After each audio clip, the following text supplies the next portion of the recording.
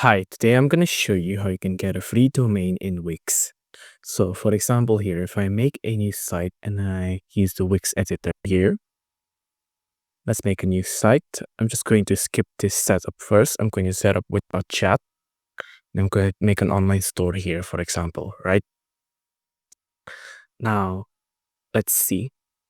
I'll say loading your dashboard. Now, when Wix first creates your website, they already make a new domain for you, right? But it's a predetermined domain and it's hosted on their own site. If you want something like mynewonlinestore.com, you'll have to buy that domain usually. But Wix offers a free one. If you go to settings here, and if I go to domains,